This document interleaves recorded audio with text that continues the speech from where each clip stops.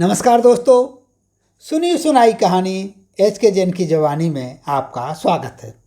मित्रों, एक बहुत ही प्रसिद्ध कथानक है, आप लोगों ने सुना होगा कि एक सर्प था और वह सर्प एक महात्मा जी का भक्त था।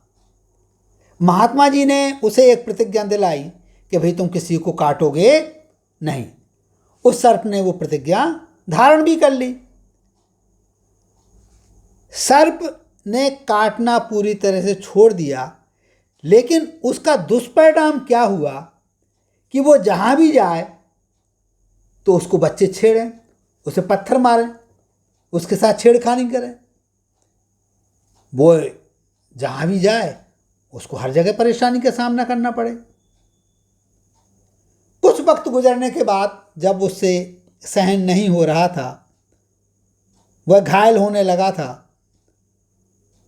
तो गुरुजी के पास पहुंचता है और कहता है कि गुरुजी, आपने जो प्रतिज्ञा दिला रखी है मैं उसका पालन कर रहा हूँ, लेकिन उसके कारण से मेरी जो स्थिति है वो आप देख रहे हैं कि किस तरह से लोग बाग मुझे परेशान करते हैं। गुरुजी कहते हैं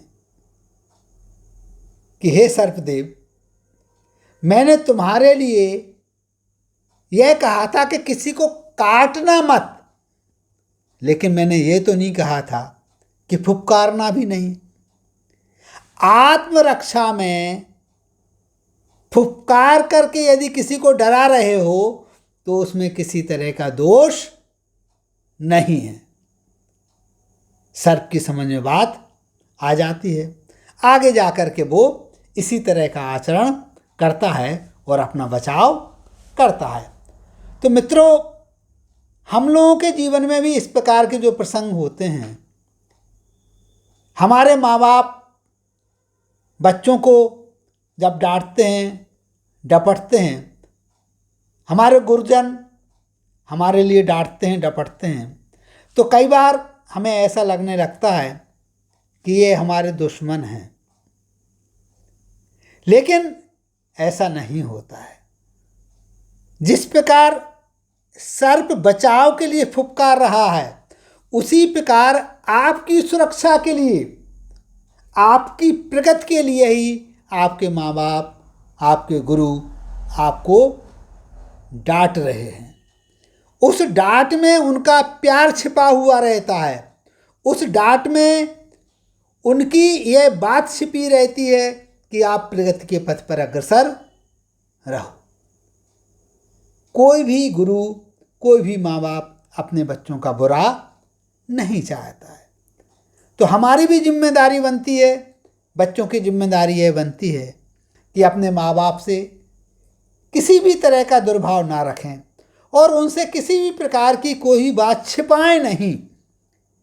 यदि किसी भी प्रकार की कोई भी परिस्थिति आपके सामने आती है तो माँ बाप से शेयर कीजिए, उन्हें अपने आत्मविश्वास में लीजिए और मिल बैठ करके किसी भी तरह की कोई समस्या है तो उसका निपटारा कीजिए। यदि इस प्रकार से आप अपना आचरण रखते हैं तो आपके पूरे परिवार का जो गठन है वो सुख शांतिमय रहेगा। तो मित्रों, ये जो कहानियाँ हैं, ये कहानियाँ आप सुन रहे हैं हमारे YouTube channel HK. Jain diaries पर।